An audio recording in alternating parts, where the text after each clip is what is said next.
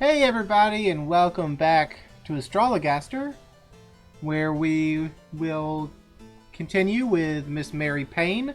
Though I have to say, I hope that Ferrara comes back so we can learn more about their background and what's going on with them. So let's go ahead and start with Mary Payne here. Blessed even, Doctor Forman. Mistress Payne, what brings you in such weather? 'Tis most dangerous to be about in it.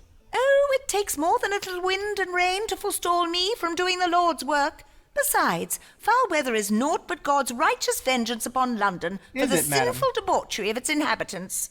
Verily? Then I dread to think what northerners get up to of an evening. Oh, Pray the heed me northerners. carefully, Doctor Foreman, for 'tis on a most pressing matter that I am come. Doubtless you have heard the news. The Spanish Armada does sail once again towards England's shores. I have heard, It yes. seems this latest Armada was most unexpected. Well, as 'tis oft said, no one expects the Spanish Armada. 'Tis very grave this time, for I have heard tell that our own warships are far away at sea, and with our coasts undefended, a Catholic horde may soon be sailing up the Thames to slay us all. Aye, our situation is most grave And indeed. we definitely had nothing But to do with it. what would you have me tell you, Mistress Payne? I wish to know whether the English fleet will arrive home in time to defend our shores, or might we ordinary folk be compelled to take up arms to defend ourselves?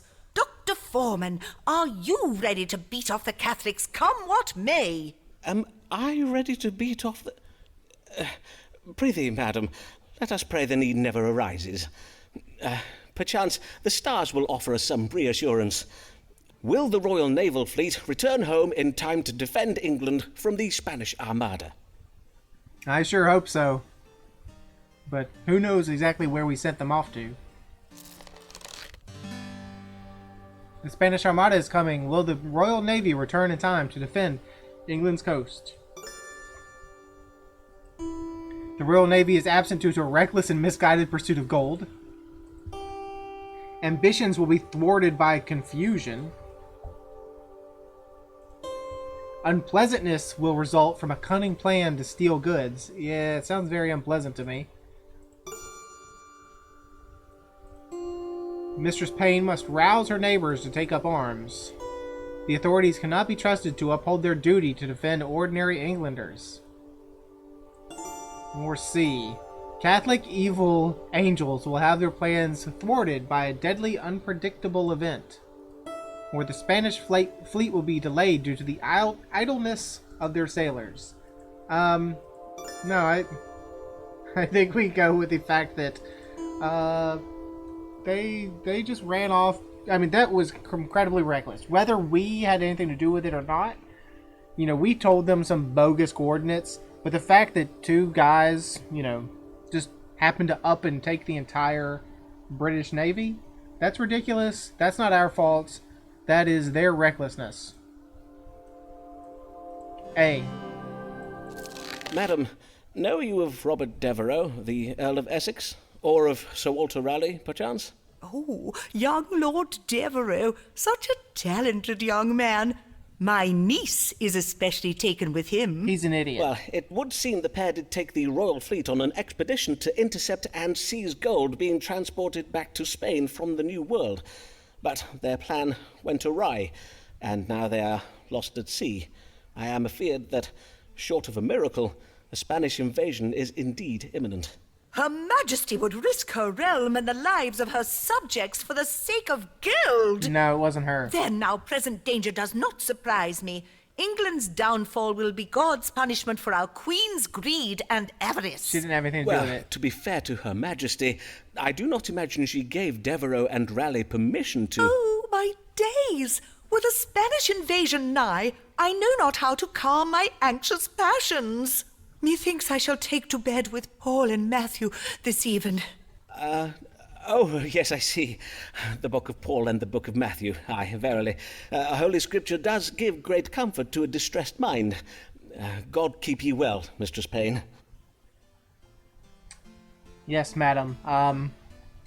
Hopefully you were, in fact, talking about books of the Bible, and you weren't being a complete hypocrite by saying that you were going to find two gentlemen to take to bed with you. The querent did wish to know whether the Royal Navy would return home in time to defend England from the Spanish Armada. I did advise the querent that the Royal Fleet would not be back in time to defend our coast from the Spanish Armada. Methinks the querent was a little pleased with me for the reading I gave this day. And we've only seen her twice, like it seems like we've seen her more than that.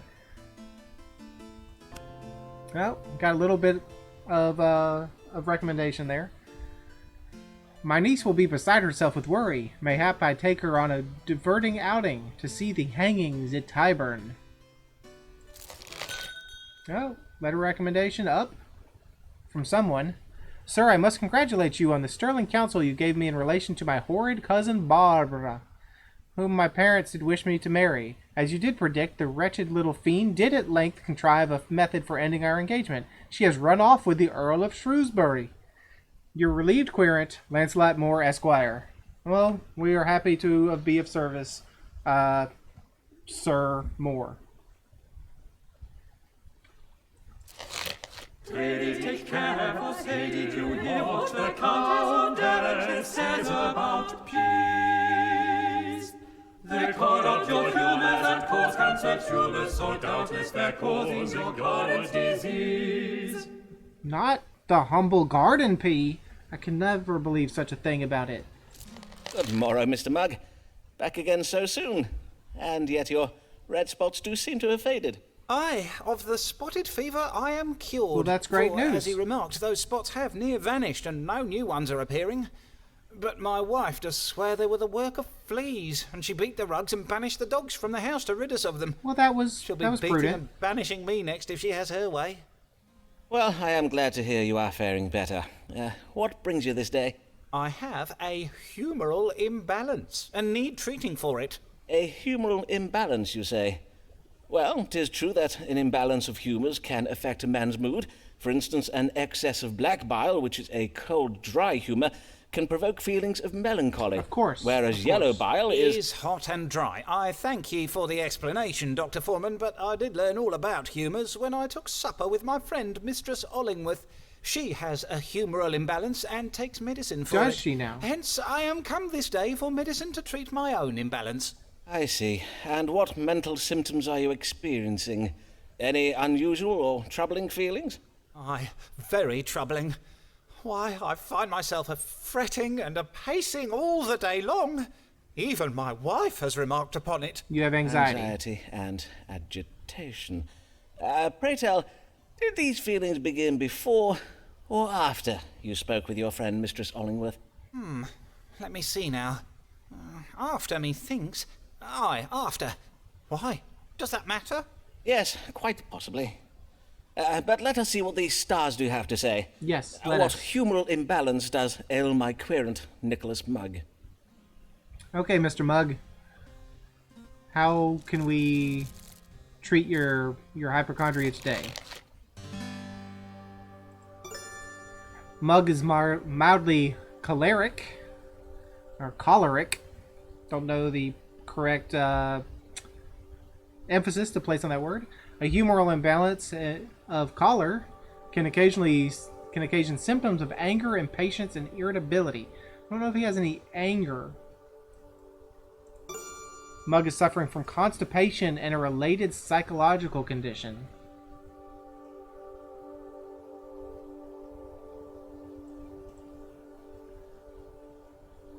We have no indication that you have he had anxiety and he had agitation. We have no indication that he's constipated. So I guess we will go with this one about the imbalance of yellow bile. Have you a diagnosis yet? This day I am to dine with Mistress Ollingworth, and I wish to tell her all about it. Aye, 'tis done. You have a choleric temperament, brought on by a minor imbalance of yellow bile. It does often induce feelings of irritability and impatience in the sufferer, and in severe cases, it can provoke outbursts of anger. I see. How very interesting. Indeed. We must counter the excess of this hot, dry humour with wet and cooling elements. Take this powder of violets and salt and boil it in some water. Then you must drink the infusion once it is cooled. Salty violet Thank you water. for this medicine, Dr. Foreman. But may I trouble you for twice the dose of it? For if the symptoms be what you say, I think my wife had best be taking it as well. No, sir. I cannot offer you that. She must come in on her own and be seen by the doctor. I cannot give you a prescription for her without diagnosing her in person. Thank you, Mr. Mugg. Good day, sir. The querent did present with symptoms of a troubled mind. I did diagnose a choleric temperament and prescribed a cooling infusion of violets and salt. Methinks the querent is most pleased with me for the readings I gave today. So we're near to the end of Mr. Mugg's story. But look at that. We just need 10% more. Mayhap I secret the cure into my wife's ale. I do not think she would take kindly to learning she has an imbalance. Please do not try to poison your wife. Even if it's not poison, it's not a good idea to adulterate anyone's beverages. Hear ye, hear ye! Spanish Armada sunk by English storm! Hear ye! Of course it was an English storm. Why wouldn't it be? English storm, naturally. Proving once again that God loves England and more than our Catholic enemies, the Spanish naval fleet has been defeated by a mighty storm that has been raging in the English Channel for nigh on 3 days. What remains of the Armada has fled back to Spain. Beachcombers are advised to wait for the storm to abate before looting corpses that have washed ashore. Oh yes, you must keep yourself safe before you loot those corpses. Here comes a son of noble birth. Know you how much his father is worth?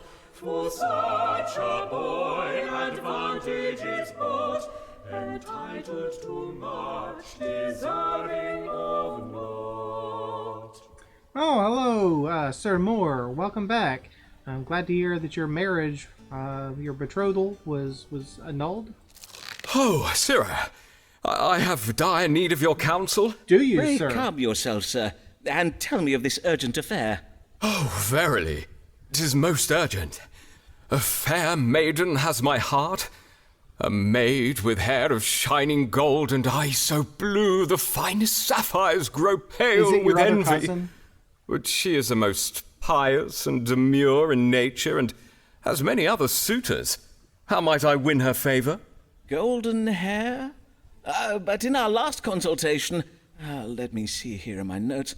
Yes, you told me your heart belonged to... a maid with hair of onyx black that doth make the finest ebony go grey with envy. You mean my cousin Marion? Yes, sir. Pish! That was naught but a childish fancy. I bid you, Foreman, pray focus on the matter at hand, for if you do not help me win my true love's favour, my bursting heart will tear asunder. Oh, not this again. My soul will wither unto... Aye, as you will. Let us see what guidance can be had from the stars. Yes, please. How may Please shut up. Lancelot Moore win the heart of this golden-haired maiden? Yeah, I don't think you want to ask Simon Forman any love advice because he's a absolute rogue. He's not a good dude. A, B, or C? A sudden religious conversion is strongly advised. I don't know if I would say to do that. Moore's hopes will be realized, but he must be self-disciplined and patient. The maid's secret nature is hidden behind a veil of false religious fervor. It would appear that Moore has a brutish nature. Moore may win the lady's hand in marriage with jewelry and fine things. Moore should lie about the size of his fortune, a trifling task for such an oversauced peacockle. Yes, you peacockle. The maid's father has a deceitful business partner. So lie about your money. You should convert your religion real fast, like. And also be self-disciplined and patient. Or the maid has false religious fervor. She's not as religious as she Seems to be. And you are a brute, sir. This indicates violence and aggression. You should use jewelry and fine things. I have no indication that he is, in fact, a violent and aggressive man. But I don't want to say he should just... Is it he or she should get this religious conversion? I'm not saying anyone should convert religions just willy-nilly like that, so I don't like that option. I don't like the, that you should lie about the size of your fortune. So you know what? I guess you should just try to give her fancy things, sir. This maid does give off an air of piety, but in truth, she is no different from others of her sex. It would seem she hides a secret fondness for jewels and fine nicks and knacks. Oh, nicks and The knacks. stars both. also indicate that you would do well to make much of your masculine qualities of strength and bravery. A most excellent plan, Foreman. Mayhap I take my love to the finest bear-baiting ring in London. For there she will see I do never flinch at the sight of blood spilled. Oh, yes. And as for fine things, I will impress her by wearing twice my usual number of necklaces and earrings. Verily, I will this very moment go to my tailor to order a much wider ruff. That's not really what I meant, sir. I meant you should give her the rings and, the necklaces, then not that you should wear them yourself. But, you know, good luck on that, sir. The querent did wish to know how he might win the heart of a golden-haired maiden. I did advise the querent to woo his beloved with jewels and displays of manliness. Methinks the querent was a little pleased with me for the reading I gave this day. Still have plenty of times left for Mr. Moore. We're 40% there. I shall have my tunic bedazzled with 2 jewels and spangles. Nay, 3. Oh, you're gonna have it bedazzled, huh? Alice Black, she likes a drink. She does care not what you think. Her head may end up down the sink, but Alice cares not what you think. Well, you know what? We don't care what you think, Miss Alice Blagg. Good day, Mistress Blagg. What brings you? Oh, Dr. Foreman, I have worked myself into such a state that I have urgent need of you. Are you drunk right now, ma'am? You have you? Well then, let me just, Yea, I have urgent need of your counsel. I am certain that my husband Blagg is hiding a shameful secret from me. As you doubtless did note from my flushedness of face and heaving of bosom. Oh, yeah, he's just I burn poor. with the fever of suspicion and curiosity. Oh, the suspicion indeed, and I curiosity. did remark a fever upon your person, and wish fervently that I may bring it to a speedy resolution. Let us see. What is this secret that your husband Thomas Blagg hides from you? It's the fact that he invested all his money in that stupid gold scheme, and now he is poor. Unless they come back with riches, which I don't believe they will.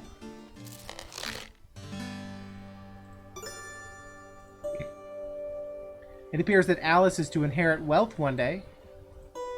Alice's husband serves his wife and family well through his frugal management of their affairs. He's not very frugal. I see intelligence, authority. Yes, verily, Alice is impressed by my authority and intelligence. Oh God, this is not the woo Miss Alice Blagg line, is it? The secret relates to a sudden transformation in fortune. Surely this refers to the Spanish treasure expedition Alice's husband invested in, but would it be right to reveal what I know to Alice? Alice's husband's business instincts are misdirected. Alice's husband has been carelessly optimistic with the family's finances. Yes, I mean, are we allowed to tell a secret that we know? I mean, doctor-client confidentiality. I mean, I know that's lawyer-client, but you know, doctor-clients too. Doctor-patient, there we go, that's the word. A religious romance? I don't want to say that he's been doing a great job. I also don't want to know whatever this is about religious romance, so, yeah, you should probably ask him about your finances sometime. I fear the secret your husband hides is a sudden transformation from wealth to pauperdom. For he has been careless with your family's finances by making a series of bad business investments. Lorks a mercy!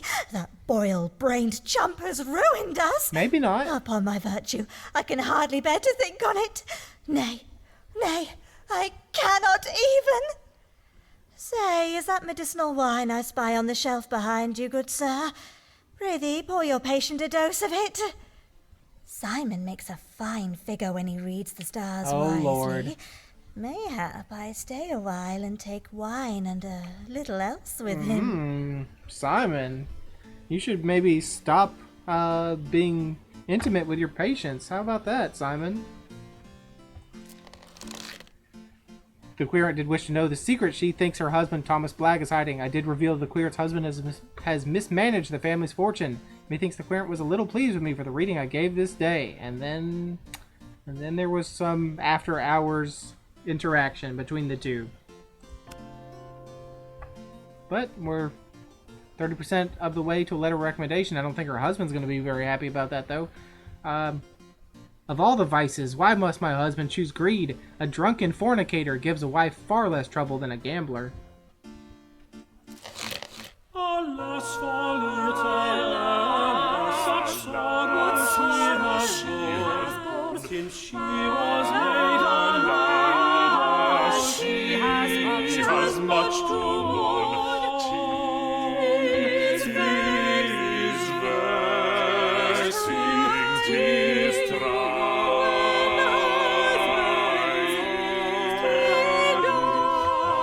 alas, for Lady Anne, such sorrow she has borne. Yes, alas for her. She's definitely not killing her husband. Definitely not. Good day, Mistress Stella Mia. Good day, Dr. Foreman. 'Tis Lady Dyer now. I remarried after poor Mr. Delamere passed. Oh, did he? I'm Verily? so sorry to hear I'm that. full sorry to hear of your husband's demise, my lady. In truth, the circumstances of his death trouble me still. For my husband was hanged, Dr. Foreman. Was he? By the saints, he was? Aye, indeed. Tyburn? For I took him to the hangings at Tyburn, as you Oh, advised, my to gosh. cure his quinsy with the hand of a fresh corpse. But there was some confusion with our transport, and my husband somehow found himself in the same cart as the men who were to be hanged. That is awful, Try ma'am. as we might, we could not make the hangman heed our protestations. Oh. On my word, I did never hear of so tragical an error. Never have What a I either. ghastly business. You must have been most distressed. Yes, I was. So I hope you will understand why I worry for the health of my new husband, Lord Dyer. Mayhap 'tis not at all, and yet... And yet you would wish to know so that you may rest easier. Why, of course, my lady. Pray, describe Lord Dyer's troubles to me, no matter how trifling they may seem to you. Well, I have noted that my husband awakens many times in the night to make water. Yes, okay. Mayhap 'tis the reason why he tires so easily during the day. And he does oft complain of thirst and hunger, even after meals. Frequent urination, tiredness, dog-like appetite, and thirst. Is he diabetic? Be there anything else? There is also a small wound on his hand. It does not appear grave, yet it has not healed, even though it be some weeks since he cut himself. I think A the man is wound that will diabetic. not heal. Then let us see what the stars have to say. Be there any grave illness troubling Mr. John Delamere? Methinks you mean Lord Henry Dyer, Dr. Oh, Foreman. yes, of course. I beseech your pardon, my lady. What illness troubles Lord Henry Dyer? Lord Henry Dyer happens to be diabetic, I believe, and you're going to somehow kill him with lack of blood sugar. Lord Dyer is troubled with the diabetes, or the diabetes. Lord Dyer has been bewitched. Lord Dyer has a gangrene in the hand, characterized by inflammation caused by corrupted blood. Well, I think you're going to murder him anyway I go, so I'll give the correct diagnosis. He is, in fact, with the diabetes. It seemed Lord Dyer suffers from the diabetes. 'Tis a grave case of it, I am afeard. God mend me. Then how am I to keep my husband from dying of it? Well, the consumption of lettuce seeds and barley water can help, and you must not allow him to take honey or sweetmeats. In truth, I am a little concerned about the wound on his lordship's hand, though it be minor. 'Tis the diabetes that prevents it from healing. Oh, then what should be done about it? Take Lord Dyer to a barber surgeon, where he may have leeches applied to his wound. This will draw out the corrupt blood to hasten the healing. But prithee, be sure that your husband never cuts himself again, for the corruption of blood such cuts occasion in a sufferer of the diabetes, well, they oftentimes prove fatal. Oh, then I shall do precisely as You're you gonna advise, cut him Dr. up. Foreman. I thank ye heartily, sir. Good day. You're gonna cut him up and you're gonna give him sweets. You're gonna kill your husband, you wretched woman. The querent did wish to know whether her husband, Lord Henry Dyer, was troubled by a condition that could provoke his death. I did judge Lord Dyer as having the diabetes. I advised her to change his diet and ensure he does not cut himself again. Methinks the querent was pleased with me for the reading I gave this day. She'll be back 2 more times. Oh, and we're so close to that recommendation. Honey, sweetmeats, cuts. Don't do it, woman. Don't do it. Here comes Avis Allen, she must love fallen still. Mine else would she have come here, mayhap she's gravely ill. Hello, Avis. It's a pleasure to see you again, and quite a surprise to see you again, honestly. Good day, Mistress Allen. I hear a child was lately born to you. I trust he is well? Yes, indeed. God has favoured us with a healthy boy. That is very He good. is a true blessing to Mr. Allen and me. Oh, ma'am, that doesn't And sound we good. pray he remains so. That is, that this child remains in good health. And as I do ail of something, normally I would not have come, but methinks 'tis best I am treated, for the sake of Marmaduke. Oh, that's your Lest son's he name, take Marmaduke? ill from me. I see. Then pray describe your troubles to me, Mistress Allen. Well, in truth, 'tis but a cough. It's but- tuberculosis. Indeed, at first I thought 'twas naught but a chilly cold, but 'tis many weeks now, and it lingers still. Forsooth, I am afeard it does grow worse. Many weeks, you say? Aye, that is most concerning.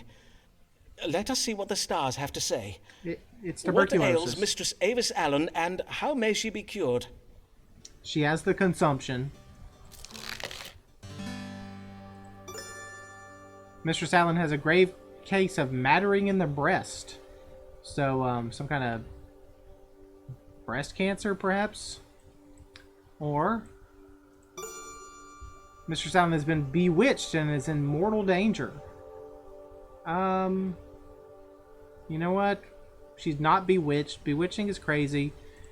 We will go mattering of the breast.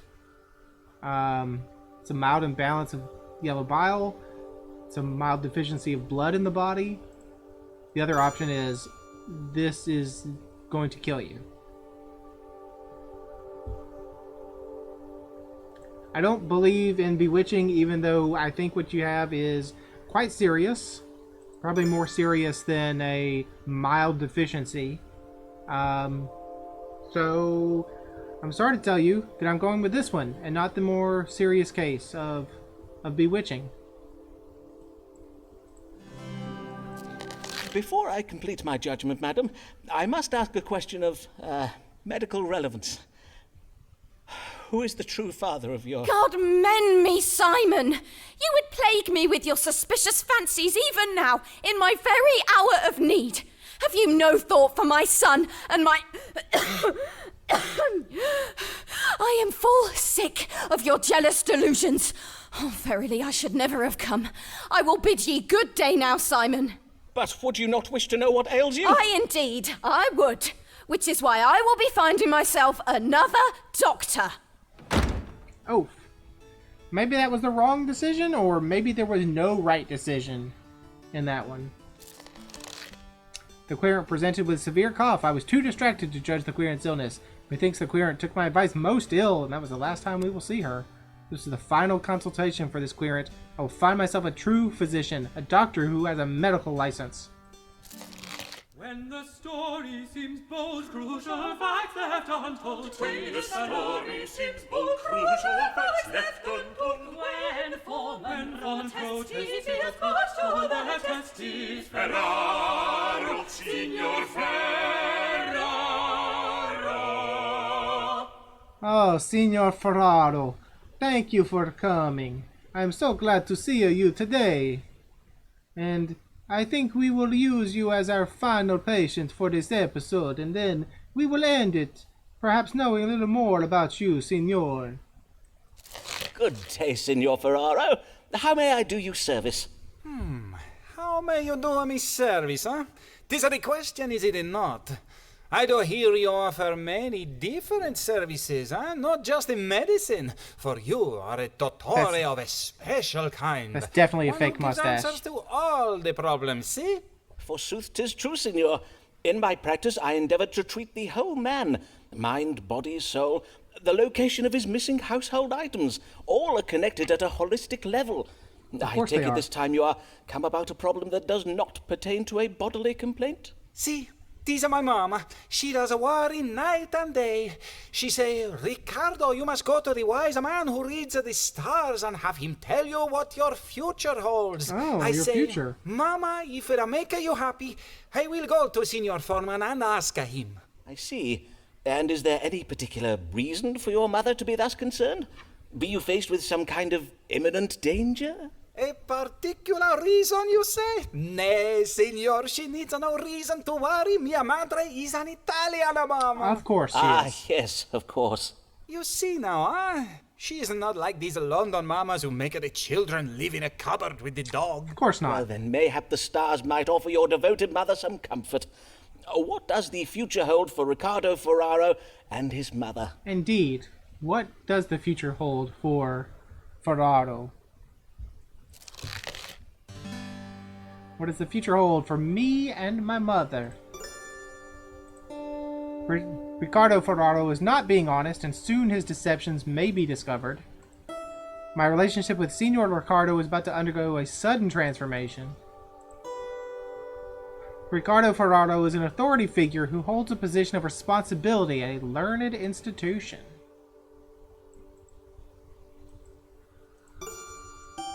A young man who is in a relationship with Senor Ferraro's mother is a hypocrite who will betray her. Ferraro will one day inherit an agreeable sum from his mother. The Ferraro family is frugal. This includes Senora Ferraro, who has carefully managed her personal fortune.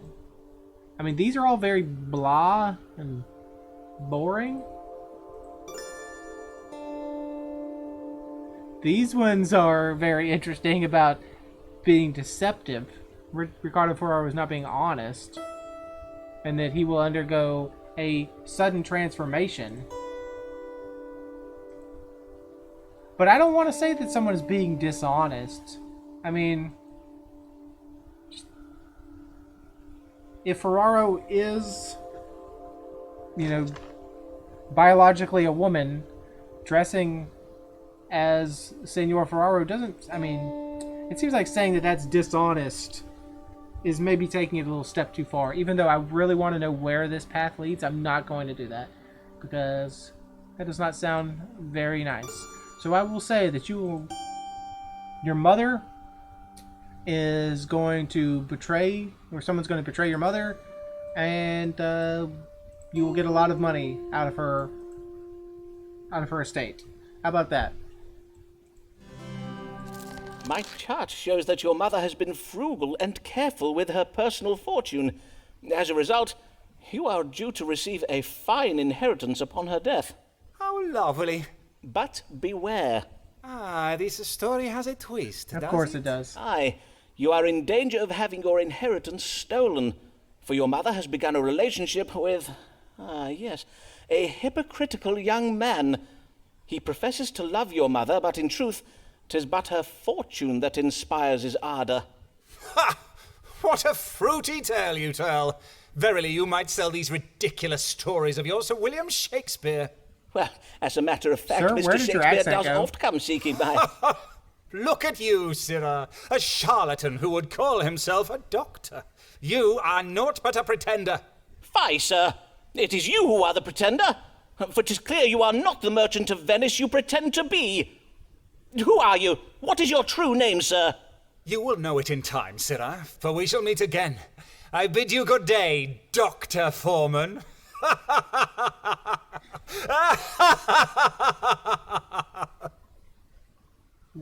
What in the absolute world?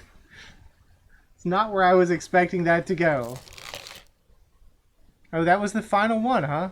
The querent did wish to know what the future holds for him and his mother. I did warn the querent that his mother plans to leave her fortune to a young man who does not love her. Methinks the querent took my advice most ill. So we're not going to get a letter of recommendation for you, Ferraro, and now we'll never know.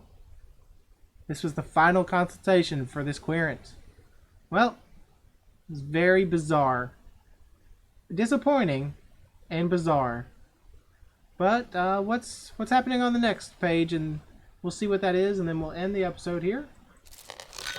Okay, we'll do one more after this. We'll read this, and then we'll go to the next. Sir, it is with much sorrow that I write to inform you the death of my dear wife Avis these past 2 days. Okay, I guess we should have went with the bewitching, huh? Her new doctor could not save her, even though he held a medical license and was thus highly skilled.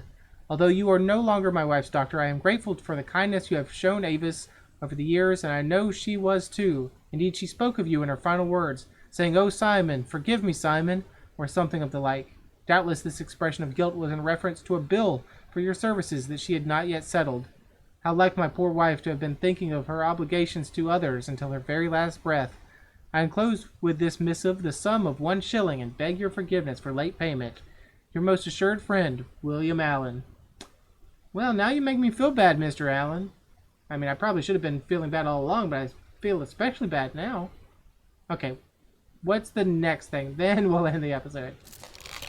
Weep not for wipe away thy tears, for you and Avis shed good years.